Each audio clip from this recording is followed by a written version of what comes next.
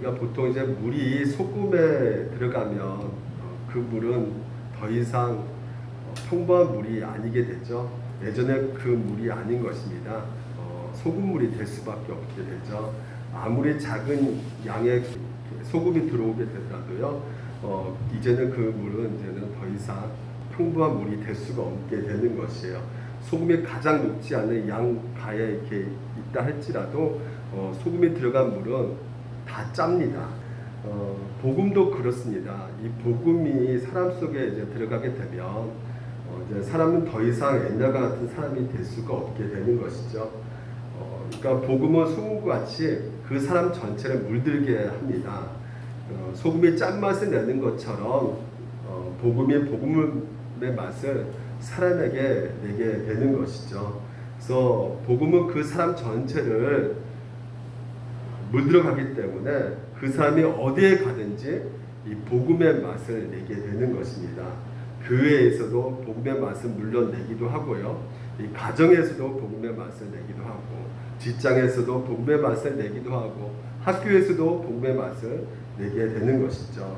만약에 누군가가 교회에서만 복음의 맛을 내고 직장에서나 가정에서나 학교에서나 복음의 맛을 내지 못하고 있다면 그 이유는 한 가지죠. 바로 이 복음에 대해서 제대로 그 사람 속에 들어가 있지 않기 때문에 그렇다고 할 수 있게 되는 것입니다.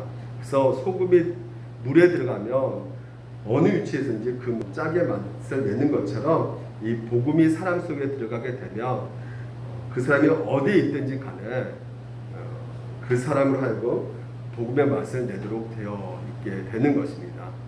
우리가 계속해서 이 지난 시간 마가복음 12장을 통해서 우리가 살펴보았던 것은 복음의 맛을 제대로 내지 못하는 사람들을 살펴보았어요. 그 사람들이 바로 바리새인, 서기관, 그리고 사두개인들이었죠. 이들은 끊임없이 예수님에 대해서 질문을 던지면서 예수님을 공격해 들어왔던 것입니다.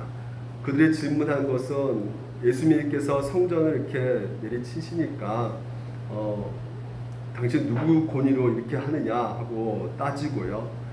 또한 세금을 내는 것이 맞습니까? 틀린 겁니까? 이렇게 질문에 들어오고 되고요. 그리고 계명 중에 뭐가 가장 큰 계명입니까? 이렇게 질문을 계속 던지고요. 그래서 어떻게든지 꼬투리 잡으려고 그들은 무척이나 이 예수님을 공격해 들어왔던 것이죠. 근데 이들은 유선자였던 것이에요. 쉽게 말해서 겉과 속이 완전히 달랐던 그런 사람들이었습니다. 그들의 그 질문 가운데 예수님께서는 항상 준비가 돼 있으셔가지고요, 정확하게 그 질문 가운데 대답을 하셨습니다. 그래서 더 이상 그들은요, 예수님을 공격할 수가 없는 것이에요. 다 대답을 하고, 그래서 마가복음 12장 끝에 보면 그 후에 감히 묻는 자가 없더라 이렇게 되어 있습니다. 그러니까 한마디로 예수님께서 이 바리새인과 사두개인, 이 유서전들과 이 한마디로 논쟁하면서 승리를 하게 된 것이죠. 그래서 열심히 예수님께서 이런 성전 안에서 그들과 항변하면서 싸워놓고서는 갑자기 본문을 보니까 성전에서 나갔다 이렇게 말하고 있어요. 성전에 나가고 계시는 것이죠. 성전은 어떤 곳입니까? 아버지의 집이잖아요. 만민이 기도한 집이고요. 그러니까 예수님의 집이 됐는데 이 집, 이 성전을 나가고 있는 것을 보게 됩니다. 그러니까 왜 나갔을까? 뭔가 이 성전에 문제가 있기 때문에, 뭔가 이상한 것을 발견했기 때문에 나가신 것이겠죠. 근데 그때 마침 우리가 몰랐던 이 마지막 유선자가 있었던 것 같아요. 그 사람들이 바로 누구냐면 이 제자인 것입니다. 이 제자가 예수님께 질문을 그때까지 안 했는데 드디어 여기서 이제 하게 됩니다. 뭐라 물어보냐면, 선생님 보십시오. 얼마나 굉장한 돌입니까? 이게 세 번이라고 했는데 얼마나 굉장한 돌입니까? 얼마나 굉장한 건물입니까? 라고 이렇게 지금 이제 예수님께 질문을 던지고 있어요. 그러니까 그 당시만 해도 이 제3의 성전을 할 수 있죠. 이 헤롯 성전을 보고 지금 제자들이 말을 하고 있습니다. 그러니까 이것은 이 예루살렘 성전은 누가 지었냐면 이 헤롯이 지었어요. 그래서 이 헤롯이 지었는데 물론 이제 그것이 남아있지 않기 때문에 그것을 상상하면서 그려진 그림인데요. 실제로 문헌에 보게 되면 이 헤롯 성전이 너무나 웅장하고 화려하고 아름다웠기 때문에 로마 사람들 그 책을 쓴 것을 보게 되면 예루살렘 성전에서 그 화려함을 보지 않으면 이 로마에서 아름답다고 얘기하지 말라는 정도로 이 예루살렘 성전이 굉장히 아름답고 화려했다고 말을 하고 있습니다. 벽이 다 금으로 이렇게 덮여져 있고요. 그리고 아주 흰색 그 화강암으로 이렇게 돼 있고요. 바닥은요. 그리고 실제로 가장 멋있는 부분은 어디냐면 이 문이에요. 문. 이 문이 청동으로 돼 있어 가지고요. 아침에 햇살이 딱 비치잖아요. 그러면 이게 그냥 쫙 찬란하게 그 문 앞에서 이렇게 뭔가 쫙 서광이 비쳐버리는 거죠. 반사돼 가지고. 그래서 거기서 많은 사람들이 막 너무나 감격하고 환상에 젖게 되는 것입니다. 이 제자들이 이 성전을 우리가 갖고 있고 이 성전에 우리가 드나들 수 있는데 왜 예수님께서 이렇게 나가십니까? 라는 질문을 던지는 것이에요. 그러니까 이 제자들은 이 교회, 이 성전의 크기와 이 화려함과 웅장함에 푹 빠져 있는 것이죠. 그러니까 여러분 한번 생각해 보십시오. 이렇게 아름다운 성전에 들어가면 기분이 얼마나 좋겠습니까? 이런 건물의 크기, 그리고 다 금으로 돼 있고 얼마나 삐까번쩍하면서 아름답겠어요. 근데 예수님께서는 이런 건물의 크기나 화려함이 결코 우리의 믿음의 삶에 담보를 주지 않는다는 것을 이미 예수님께서는 알고 계셨던 것이죠. 그러니까 제자들이 이런 거예요. 예수님께서 알고 계셔가지고 나가는데 아니 이렇게 멋지게 돈 많이 들어서 이렇게 지었는데 여기서 예배 안 드리고 어디 가십니까? 하면서 딴지 거는 것이죠. 거기에 대해서 예수님께서는요 깜짝 놀라 말씀하십니다. 뭐라 말씀하시냐면 2절에 너는 이 큰 건물들을 보고 있느냐? 여기에 돌 하나도 돌 위에 남지 않고 다 무너질 것이다 라고 예수님께서 말씀하셨어요. 그러니까 제자들의 놀라움은 여기에 있는 것이에요. 그들의 초점은 바로 이 화려하고 웅장한 이곳에 하나님이 임재할 것이라고 생각했던 것이죠. 그들의 신앙의 본질은 어디에 있었냐면 이 건물이 그렇게 화려하고 찬란한 거에 있어서 하나님께서 더욱더 충만하게 임재할 것이라는 그 믿음 가운데 있었지만 예수님께서는 그 건물의 크기와 화려함에 있지 않았던 것입니다. 그러니까 예수님께서 생각했던 성전의 본질하고 이 제자들이 생각했던 성전의 본질이 완전히 생각이 달랐던 것이죠. 오늘 여러분과 같이 무엇을 같이 함께 나눠보고 싶으냐면요. 성전의 그 본질, 이게 무엇인가? 다시 말해서 교회의 본질이 무엇인가를 같이 함께 한번 살펴보겠고요. 두 번째는요. 그렇다면 예수님께서 왜 이 성전을 무너뜨릴 수밖에 없게 된 그 하나님의 그 뜻이 무엇인가를 여러분과 같이 함께 살펴보도록 하겠습니다. 먼저 여러분 성전이 무엇일까라는 우리가 생각을 해봐야 된다는 것이죠. 그러니까 성전은 하나님께서 자기 백성에게 주신 것이잖아요. 그러니까 그 백성에 주셨을 때 무엇을 상징하고 보이기 위해서 우리에게 이 성전을 구약 성경에 쓰고 있단 말이죠. 그러니까 성전에서 우리가 먼저 반드시 기억해야 될 것은 무엇이냐면 에덴 동산을 우리가 기억하셔야 된다는 것이에요. 여러분 하나님께서 천지를 창조하시고 그 창조하신 이 세상 가운데 특별한 한 장소를 만드셨는데 그게 바로 에덴이라는 동산입니다. 그러니까 그 에덴 동산에 누구를 두게 하셨어요? 하나님이 직접 만드신 창조하신 하나님의 자녀들 거기에 두게 하셨죠. 그래서 하나님을 직접 만날 수 있는 곳이 바로 어디냐면 이 에덴이라는 곳입니다. 그래서 하나님께서는 자기 백성들과 이 에덴 동산에서 함께 하셨어요. 함께 하시고 또한 그들이 하나님을 인정하고 하나님 앞에 예배드리는 그 곳이 바로 이 에덴이었던 것이죠. 그런데 이 에덴 동산이 파기가 되어버린 거예요. 뭐 때문이에요? 바로 이 아담과 하하가 하나님이 만드신 그 아담과 하하가 죄를 지었기 때문에 이제는 더 이상 하나님을 따르지 않는 것이죠. 자기가 왕인 것처럼, 자기가 주인 것처럼 생각을 했던 것이에요. 아주 큰 범죄를 그들이 저질렀던 것입니다. 그래서 아담과 하와는 더 이상 살아계신 하나님을, 그곳 자기를 지으신 그 창조주신 그 하나님을 예배할 수 있는, 그 만날 수 있는 그 곳을 상실되게 되어버린 것입니다. 그래서 하나님께서는 그 아담과 하와를 그 에덴에서 쫓아내시고요. 그러면 이제 하나님께서는 이 에덴 동산에 더 이상 필요 있습니까? 없습니까? 없게 된 거예요. 왜? 자기 사랑하는 그 아담과 하와를 위해서 만들었는데 그곳에 아담과 하와가 없기 때문에, 하나님의 자녀들이 없기 때문에, 그래서 더 이상 이 에덴이 하나님 앞에는 필요하지 않게 된 것이죠. 그런데 하나님께서 정말 필요한 것은 그들이었단 말이죠. 그들을 너무나 사랑하셨어요. 그래서 하나님께서는 그 택하신 자녀들을 포기하지 않으시고 그들을 이제는 노예 생활했던 그 이스라엘 백성들을 애굽에서 건져내셔가지고 신에서 언약을 맺게 하신 것입니다. 그래서 신에서 언약을 맺을 때 이렇게 말하죠. 6절에 보니까 너희가 내게 되어 제사장 나라가 되며 거룩한 백성이 되리라 하면서 언약을 맺으시면서 그들에게 내가 임재한, 그리고 너와 함께할 그 증표를 보여줄 텐데, 그것이 바로 무엇이냐? 바로 그게 바로 성막이었던 것이에요. 그래서 이 성막을 만들어서 친히 내가 너희들과 함께하겠다라고 하나님께서는 약속하신 것입니다. 그래서 그 성막 위에, 지성소 위에 뭐가 쫙 있어요. 지금 이제 보니까요, 구름 기둥이 있는 것이에요. 그래서 구름 기둥이 바로 친히 하나님께서 너희와 함께 하심의 증표를 보여주고 있는 것이죠. 그래서 이스라엘 백성들 12지파들이요, 그 진영을 옮길 때마다 뭘 따라 움직였어요? 이 구름을 따라 움직였던 것입니다. 그러니까 이 구름에 의해서 움직여진 그들은 결국은 그들 마음 가운데 하나님께서 우리를 구원하시고 또한 우리를 이끌어가고 계시는, 그래서 하나님께서 나와 함께 하신다는 것을 볼 수 있었던 것이 바로 무엇이냐면 이 성막이었던 것이죠. 이제 성막이 이제 솔로몬 시대 때 하나님께서는 말씀하신 것이죠.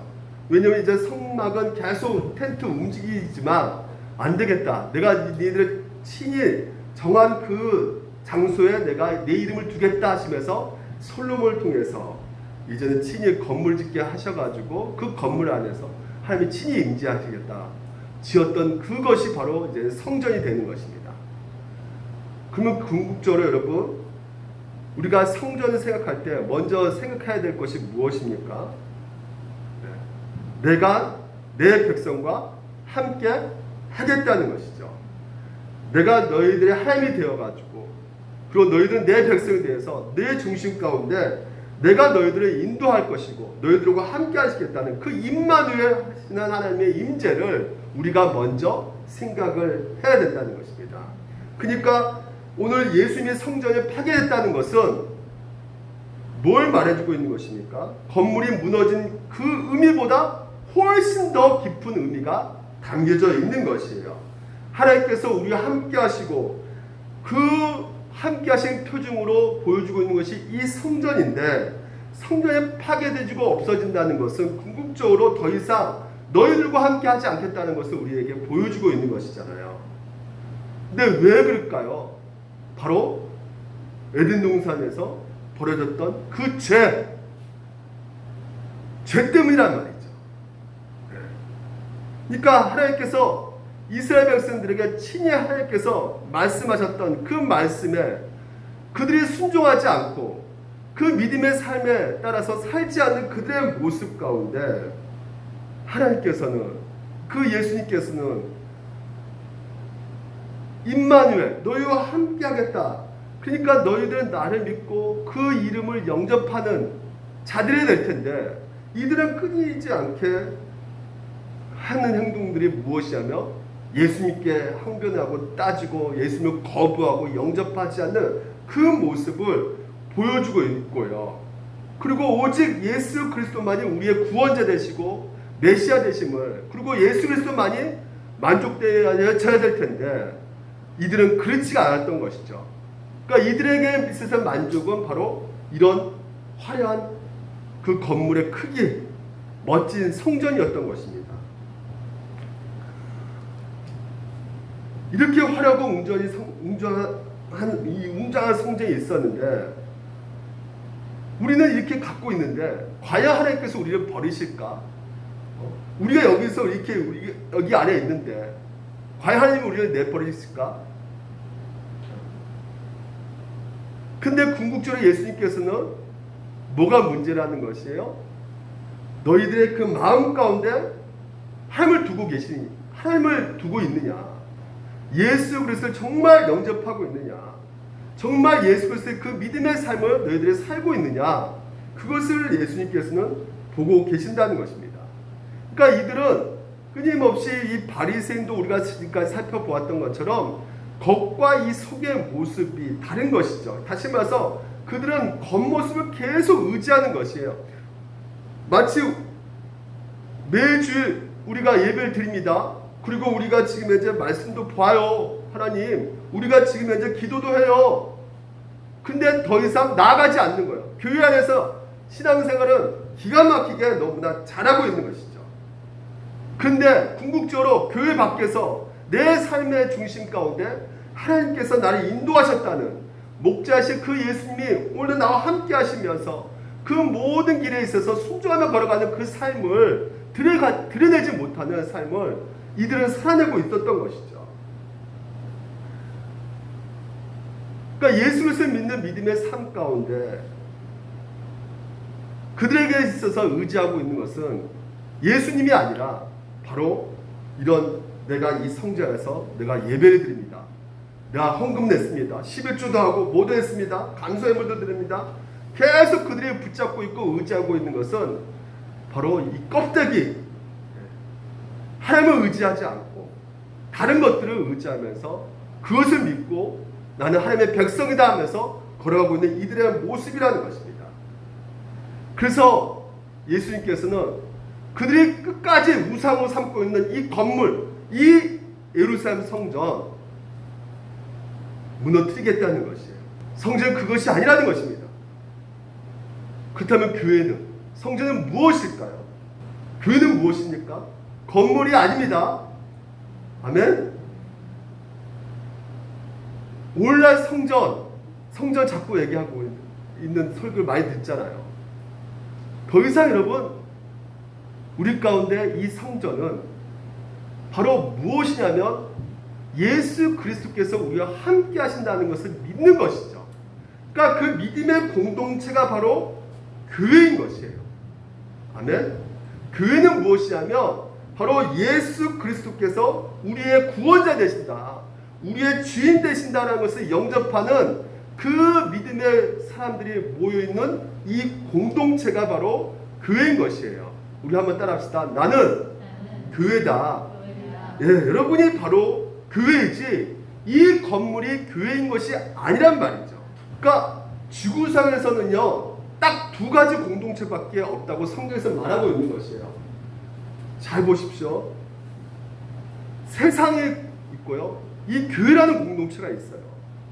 두 공동체가 딱 있는 것이에요. 그러니까 세상은 무엇이냐? 세상은 세 가지라고 여러분이 생각하셔야 돼요. 그래야지 혼동되지 않습니다. 세상은 우주가 있고 인류가 있고 불신자를, 이 세 가지를 통틀어서 말하고 있는 것이 세상이라는 말을 하고 있어요. 그래서 성경에서는 우리가 세상에 속해 있지만 세상에 또한 있지 않다고 말을 하거든요. 그러니까 거기서 세상에 있다는 것은 무엇이에요? 오늘 우리가 있다, 여기에 이 세상 가운데 존재하고 있죠. 하지만 우리는 또 뭡니까? 세상에 있지 않다는 것은 불신자와 있지 않다는 것이에요. 불신자, 예수를 믿지 않는 그들의 가치관과 그 사주와 그 철학과 그 모든 생각들과 같지 않다는 것이에요. 예. 그래서 그것을 세상에 속해 있지 않다라고 말하고 있는 것이죠. 이것이 바로 교회라는 것입니다. 보이는 교회 있고 보이지 않는 교회가 있어요. 이 보이는 교회는 바로 여러분 우리가 같이 이렇게 모여있는 이 눈에 다 보이죠. 이 보이는 교회는 모두 같이 있어요. 실제로 믿는 자, 믿지 않는 자가 같이 섞여져 있어요. 불신자가 같이 섞여져 있습니다. 하지만 보이지 않는 교회는 100% 구원받는 자가 있는 것이죠. 그러니까 아까 말씀드린 유선자가 있는 것이에요. 보이는 교회는 바리새인 사두개인 그 서기관들처럼 그런 유선자들이 이 교회 가라지처럼 있게 되는 것이죠. 쉽게 예를 들어서 이겁니다. 자, 이 자전거 타고 가는 것이 이 자전거 경주자가요. 우리 믿음 생활을 설명할 수 있는 가장 좋은 예인 것 같아요. 그러니까 믿음 생활을 이제 자전거를 타고 가는 것이에요. 내가 가야 될 그 방향을 따라서 페달을 힘껏 밟고 전진해 가는 것이 바로 이 믿음 생활이거든요. 그래서 하나님께서 은혜로 주신 이 정말 이 자전거를 우리 건강도 주셨고 하나님께서 우리에게 여러 가지 그 은혜와 그 힘과 능력을 주셨는데 이 자전거를요 페달 밟고 가야 되는데 가지 않고요 이 자전거를 황금으로 막 만들고 그리고 거기에다가 막 보석과 편안한 상태에 있게끔 막 안장도 기가 막히게 만들고 절대 나가지 않습니다. 자전거 타고. 그 오히려 이 사방의 지렛대에 딱 꽂아 넣어가지고요.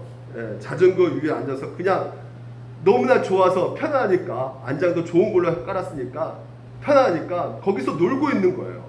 우리가 신자라는 것은 어떤 것은 말이냐 보이지 않는 교회에서 오늘도 100% 신자는 무엇이냐면 반드시 무엇을 할 수밖에 없는 것입니까? 믿음의 생활 가운데 페달 밟고 달려간단 말이에요. 믿음을 향해서 전진해 가는 것입니다. 그래서 때로는 믿음을 향해서 달려갈 때마다 무슨 일이 겪게 돼요? 돌불에 넘어질 수 있죠. 그리고 우리가 갈 때마다 한눈 팔 때도 있죠. 그때 또 어떻게 합니까? 한눈 팔 때 순간으로 쓰러질 때도 있죠. 그럴 때 어떻게 해요? 또 다시 툭툭 털고 일어나서 또 믿음의 길을 걸어가는 것이에요. 이게 바로 교회이고 이게 바로 보이지 않는 교회의 구원받는 자들의 모습인 것이죠. 하지만 반대로 유선자들은 어떻습니까? 가지를 않는 거예요. 그냥 황금 자전거로 계속 거기서 만들고만 있는 거예요. 시장하고 포장하고 그것을 위선 사람들에게 보이려고 인정받으려고 더 값진 자전거를 계속 만들어내고 있는 것입니다. 교회도 마찬가지예요. 교회 건물 더 화려하게 더 멋지게 더 크게 만드는 것이 아니란 말이죠. 우리가 교회란 말이에요.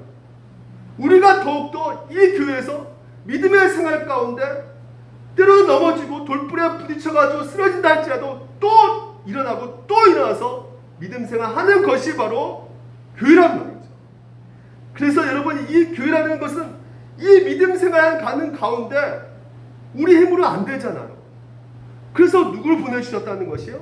성령님을 우리 가운데 보내주셨어요. 그래서 성령님께서 보십시오. 너희는 너희가 하나님의 성령인 것과 하나님의 성령이 너희 안에 계시는 것을 알지 못하느냐. 성령이 거하시는 성전이 바로 여러분이란 말이죠. 그래서 보십시오. 누구든지 하나님의 성령을 더럽히며 하나님의 그 사람을 멸하시리라. 하나님의 성전은 뭐라고요?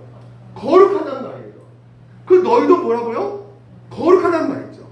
우리 가운데 이 교회가 오늘 여러분의 교회가 성전이기 때문에 성령이 거하시는 곳이기 때문에 여러분 안에서 이 성령께서 뭘 하시겠습니까? 성령께서 뭘 하시겠어요? 여러분 가운데서 너희들 여기서 아주 우리 같이 그냥 더 기가 막히게 인생 가운데 가장 최고의 값진 것을 한번 부어줄 테니까 너희들 복 많이 받으라. 잘 먹고 잘 살아라. 여러분 성령께서는 그가 와서 죄에 대해서 의에 대해서 심판에 대해서 세상을 책망하시라. 죄에 대한 함은 그들이 나를 믿지 아니하며 우리가 가는 인생 가운데 끊임없이 뭘 발견하게끔 하시는 것이에요. 성령께서는 죄입니다. 죄. 내가 얼마나 죄덩어리인가. 내가 얼마나 그 죄로 인해서 저주의 바다에 떨어질 수밖에 없는 그런 인간이라는 것을 오늘도 성령께서 말씀을 통해서 우리 가운데 보여주신단 말이죠. 그래서 우리에게서 필요한 것이 뭐밖에 없다는 것입니까? 예수 그리스도를 바라볼 수밖에 없다는 것이에요. 예수 그리스도를 의지할 수밖에 없다는 것입니다. 이것이 바로 교회에서 하는 것이란 말이에요. 성령께서 오늘도 우리 가운데 예수 그리스도를 끊임없이 선포하게 함으로 말미암아 이 교회 공동체가 더더욱 더 예수 그리스도를 닮아가고 예수 그리스도를 믿는 믿음 가운데 또 다시 페달을 밟고 믿음의 생활을 해 나가는 것이란 말이에요. 근데 우리는 그냥 주어진 이 자전거만 붙잡고 있단 말이에요. 이 선물만 더 달라고 합니다. 그게 아니죠. 교회에서 그 선물을 더 크게 해달라고 하는 것이 아니죠. 오늘도 주신 그 구원이 얼마나 큰가, 얼마나 은혜인가. 그러니까 성령께서 오늘도 우리 가운데 역사하셔가지고 성령께서 나와 함께 하시지 않겠습니까? 그러면 성령께서 내 몸이 성령 가운데 오늘도 우리가 믿음 생활하면서 우리에게 있어서 뭘 보게 하셔요? 우리의 음란한 생각, 미워하는 마음, 시기하는 마음, 원망하는 마음, 질투하는 마음, 이게 내 마음에 가득 차 있잖아요. 그렇지 않습니까? 이게 평생 있잖아요. 그러니까 이것이요, 오늘도 하나님께서는요, 예수 그리스도를 통해서, 그리고 성령을 통해서 우리 가운데 보게 하시는데, 우리가 어디로 갔을 때 이게 볼 수가 있는 것일까요? 교회 안에 있으면 잘 안 보여요. 우리가 어디 나가면 볼 수 있습니까? 우리의 모습을요. 세상 가운데 나가면 본단 말이에요. 세상 가운데 나가면 원수를 만나게 되는 것입니다. 원수 만나면 너무나 괴롭죠. 그렇지 않습니까? 그래요, 안 그래요? 네, 세상 가운데 우리의 모습이 보인단 말이에요. 내가 얼마나 정말 저 인간 꼴보기 싶고 믿고 그냥 쥐고 싶고 막 보인단 말이에요. 네? 그러니까 우리가 얼마나 화를 많이 냅니까? 화내잖아요. 그렇죠. 분내죠. 막 그냥 밥 먹다가도 화내고 막 안문 묻다가 화내고 막 그냥 어저께 진짜 서로 안문 묻는데 막 화를 내시더라고요. 얼마나 우리가 입술로 서로를 분노케 합니까?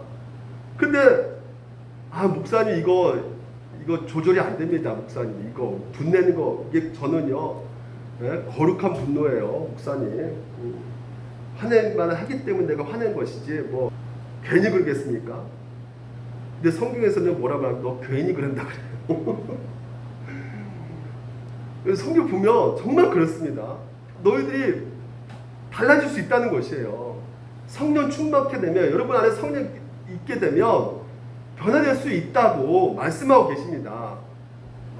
제가 그것을 전에 옛날에 한번 생각해 보니까, 제가 아들하고 같이 이렇게 그 차를 타고 가는데 그 아들에게 제가 사정없이 뭐라 한 적이 있었거든요. 그러니까 뭔가 잘못해가지고 제가 막 꾸중을 했습니다. 막 소리 지르면서 막 분노하면서 막 소리 질렀어요. 그때 좀 어렸을 텐데 아들이. 그러니까 분노하고 있는데 코너를 돌고 있는데 갑자기 웬 집사님이 한 분이 거기서 딱 마주친 거예요. 그래서 그 집사님 만나가 딱 마주친 순간에 분명히 이렇게 아들에게 그 분노의 얼굴, 막 짜증내는 얼굴 표정이 드러났잖아요. 근데 바로 집사님을 딱 보는 순간에 세상 온갖 간사한 말이 나오는 거죠. 네. 어머 집사님 너무 반가워요. 네, 모두가 완전 전환돼 버린 거죠. 내가 화를 내고 싶어서 화를 내는 거구나. 네? 이게 조절되는 거구나. 네.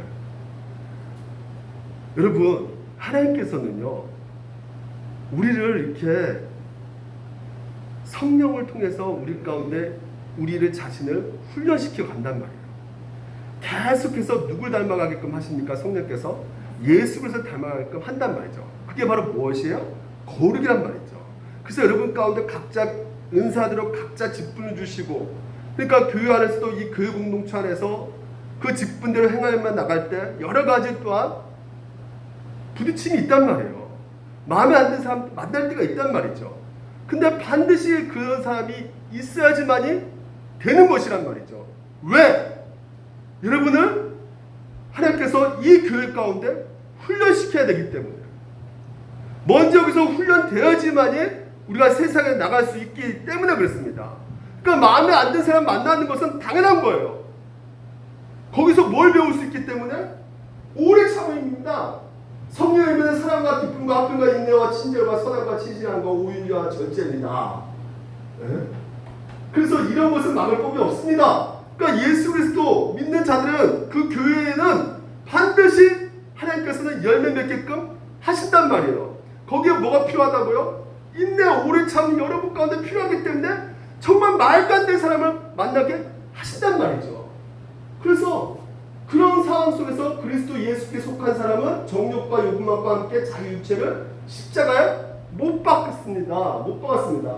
우리가 성령으로 삼을 얻었으니 이미 여러분은 그런 존재란 말이에요. 성령이 여러분 가운데 안에 계신 존재란 말이죠. 그렇기 때문에 우리는 성령의 인도하심에 따라 살아간단 말이죠. 그 살아가는 그 삶 가운데 우리를 어떻게 해요? 이곳 가운데 불러주셔서 훈련시킨단 말이에요. 그래서 뭐라 말합니까? 갈라디아서 우리는 잘난체 하거나 서로 넓게 하거나 질투하거나 하지 않도록 합시다. 합시다가 이게 뭐냐면 너 이거 해라 이게 아니라 너희들은 충분히 너 안에 성령님이 계시기 때문에 살아낼 수 있다는 거예요. 화 안 낼 수가 있단 말입니다. 성질 안 부릴 수가 있단 말이에요. 그게 바로 우리란 말이죠. 성령이 거한 교회란 말입니다, 여러분. 그게 바로 교회의 본질이란 말이에요. 하나님께서 여러분을 그렇게 인도해 가실 것입니다.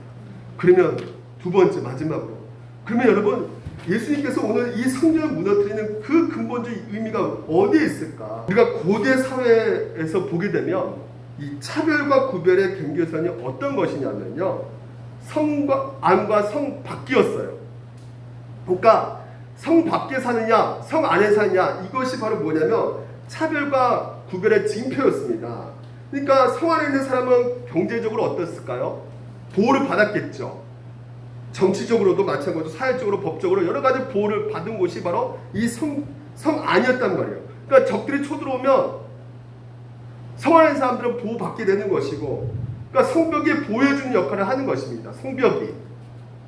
하지만 성 밖에 있는 사람들은 어떻게 될 수밖에 없어요? 총바지, 죽을 수밖에 없는 그런 삶을 그들은 살았던 것이죠. 근데 이스라엘 백성들이요, 그 중동 지역 전체를 우리가 메소포타미아 지역으로 하지만 그 메소포타미아 지역 가운데 발생된 중요한 단어가 있는데 그게 무엇이냐면 하이루라는 단어예요. 한번 따라볼까? 하이루. 이 하이루 단어가 무슨 뜻이냐면 성 밖에 있는 사람들이라는 뜻이에요. 이렇게 속된 말로 뭐냐면 쓰레기 된 인간들이라는 뜻이에요. 성 밖에 있기 때문에. 그래서 이스라엘 사람들은 구약에서 뭐라고 그러냐면 히브리 민족, 이 히브리가 바로 거기서 따온 말이에요. 그래서 성 밖에 떠돌며 살아가는 것이죠. 이 히브리 민족들은요. 그러니까 어디에 이렇게 정착하지 못하는 것이에요. 그러니까 예수님 당시도 예수님 만났던 사람들이 어떤 사람들이었을까요? 신학의 바로 하이루 같은 사람이에요. 신학의 하이루 같은 사람, 다시 말해서 병든 자, 문둥병자, 성 밖에 있는 사람들이었거든요. 성 안에 들어오지 못하는 사람들이에요. 아이들, 과부들, 지난 시간에 우리 살펴보았던 매춘부들 다.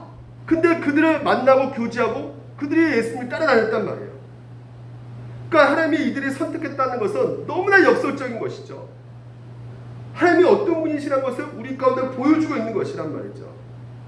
하나님께서 메소포타미아 그 많은 민족이 있는데 그 진짜 찬란한 문화 가운데 애국도 있고 진짜 잘 나가는 아수르 문명 갖고 있는 그런 민족도 있지만 그곳 가운데 성 밖에 있는 쓰레기 된 인간들을, 그 자들을 하나님께서 선택하셔가지고 그 사람 누구라고요? 히브리 민족 이스라엘 백성들을 선택하셨단 말이죠.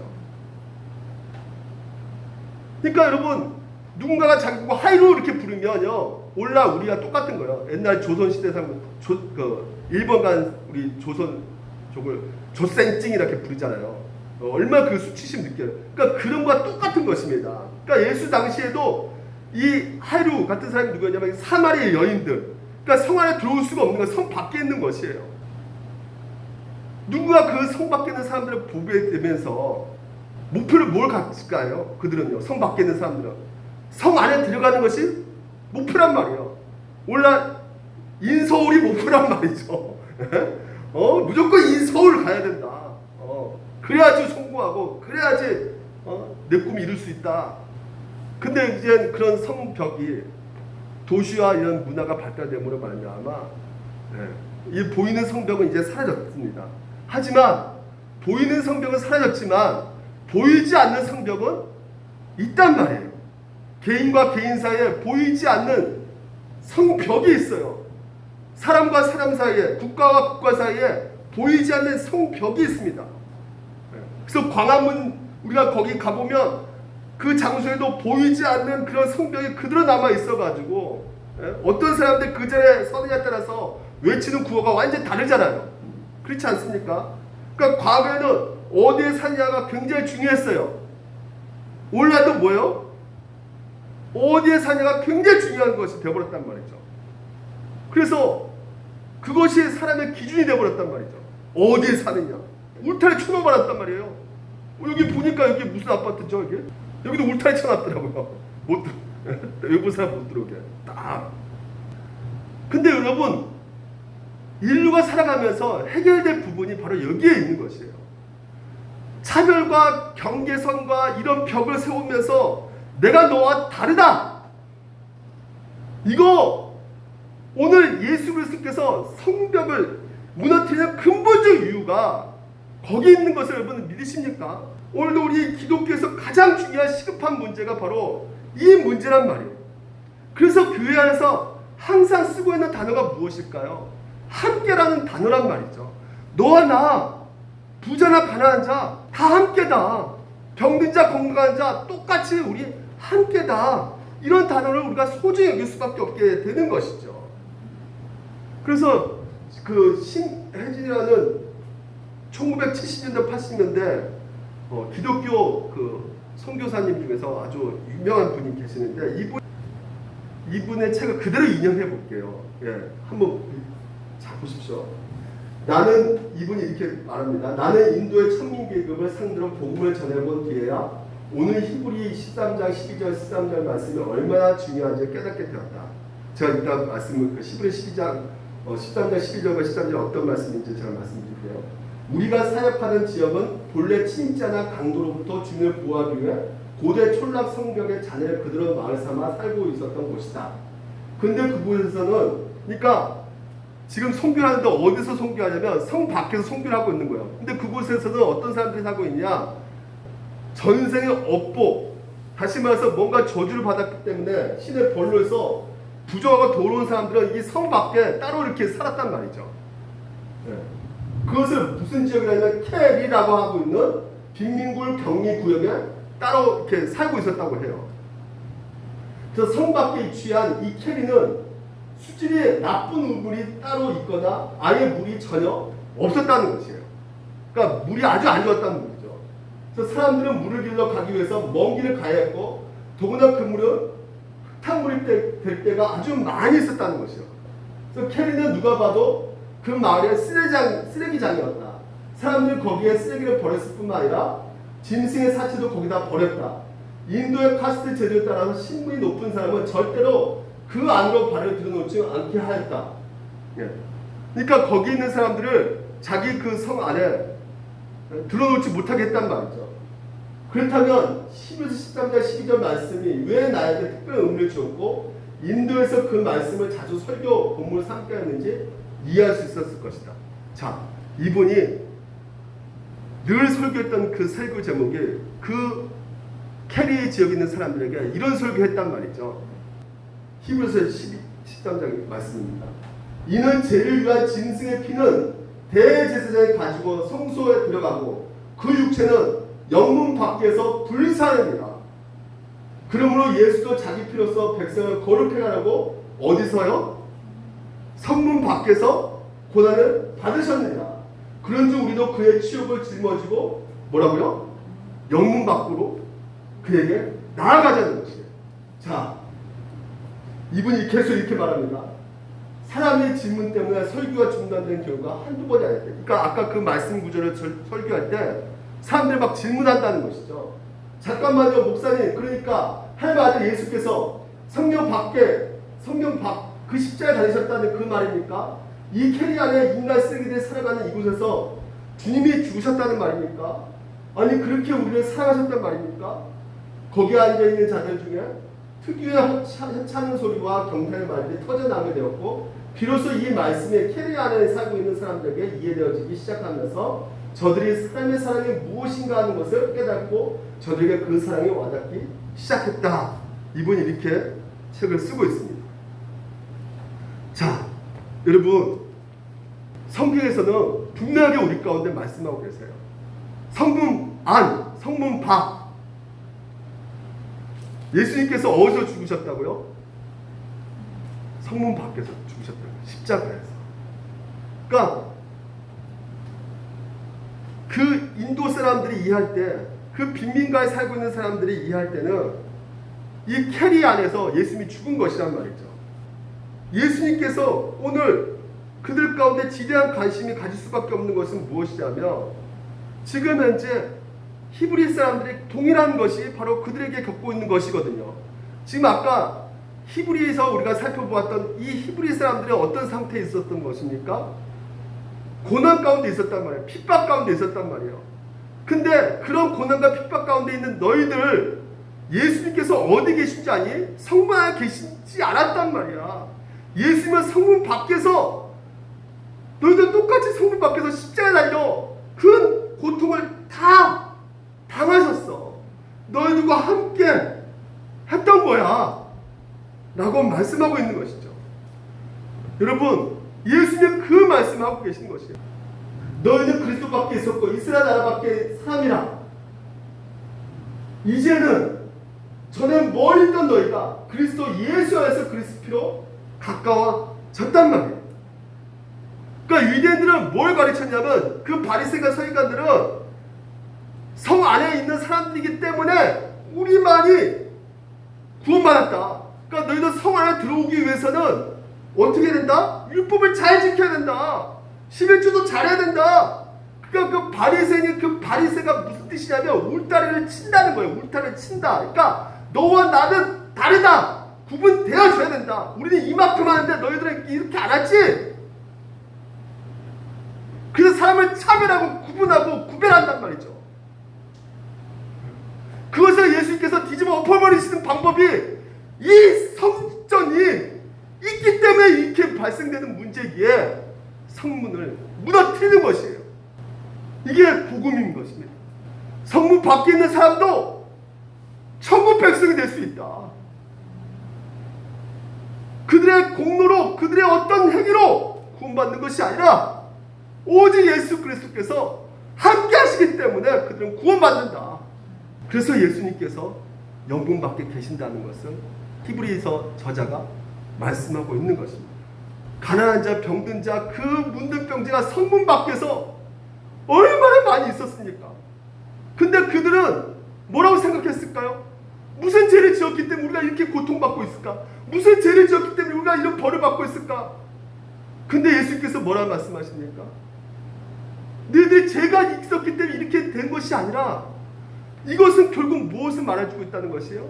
하나님의 일을 나타내기 위해서, 하나님의 영광을 드러내기 위해서 이렇게 된 것이다. 그러니까 너희들은 결코 실패자가 아니고 너희들은 결코 망한 자도 아니고 너희들은 예수 그리스도와 함께하기 때문에 너희들은 행복한 자다. 여러분 교회는 어떤 곳이냐? 물론 성문 안에 관심을 두는 공동체입니다. 성문 안에 관심 없는 게 아니에요. 모여서 예배드리고 교제하고 우리가 해야 됩니다. 서로 대화하면서. 하지만 여러분 여기서 모이는 것이 유일한 목표는 아닌 거란 말이죠. 교회는 성문 안에도 관심을 둬야 되지만 성문 밖에서도 우리가 관심을 가져서야 된다는 것이에요. 우리가 성문 안으로 부르심 받지만 성문 밖에도 부르심을 받은 것이란 말이죠. 우리의 선교는 멀리 어디 가는 것이 아니란 말이에요. 뭐 아프리카 가는 것이 아니라 내가 이곳에 있는 그 현장에서 하나님께서 우리를 부르셨기 때문에 오늘 내가 가장 가까이 있는 내 이웃, 내 형제, 그게 오늘도 우리 가운데 사명으로 주어졌단 말이에요. 그래서 세상을 향해서 나가는 것입니다. 성문 밖으로 나가는 것이에요. 교회에서 행해지는 모든 것들은 그 밖을 위해서 준비하는 것들이란 말이죠. 우리가 부대에서도 군대에서도 그렇잖아요. 군인이 내무실 안에서 생활하는 것이 군인 생활 전부가 아니잖아요. 전쟁을 위한 준비란 말이에요, 여러분.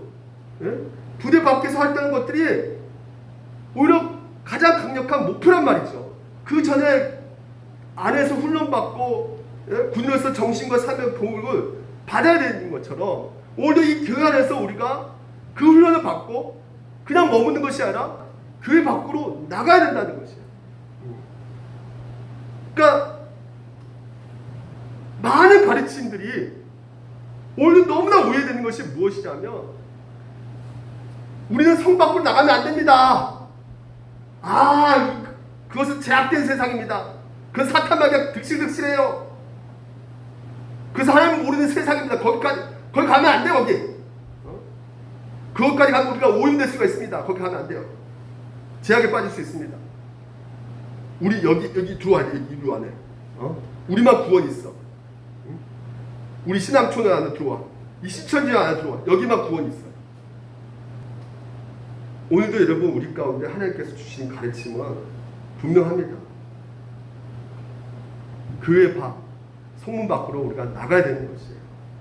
그리고 또한 우리들 가운데 무엇보다도 가장 중요한 것이 우리 안에서 무엇을 지향해야 될 것인가를 먼저 늘 생각할 때 예수님께서는 성문 밖에 그 영혼들에게 그리고 그들에게 사랑을 전했고 그들을 치료했고 그들을 용서했고 오늘도 여러분 우리가 한 주 동안 그 모든 월요일서부터 토요일까지 다 그 공간이 무슨 공간이에요? 성전입니다. 보낸 시간도 무엇이에요? 예배 시간입니다. 모든 여러분이 교회이기 때문에 여러분이 가는 그 모든 것이 예배 삶이고 여러분이 있는 곳이 바로 성전이고 여러분이 함께 있는 그 모든 것에 있어서 예수 그리스도께서 성령으로 말미암아 우리 가운데 동의하고 계시기 때문에 오늘도 우리 삶 가운데 성문 밖에서 넉넉히 예수 그리스도 그 짠 소금 내며 여러분이 하나님의 일을 할 수 있게 되는 것입니다. 그래서 성전을 무너뜨리는 예수님의 그 이유가 궁극적으로 그 모든 것에 있어서 성문 밖에 진정한 그 하나님의 사랑을 그리고 그 영혼에 대한 그 마음을 여러분에게 갖게 하시기 위해서 오늘도 하나님께서는 궁극적으로 이 방법을 택하신 것이라고 저는 믿습니다. 기도하겠습니다.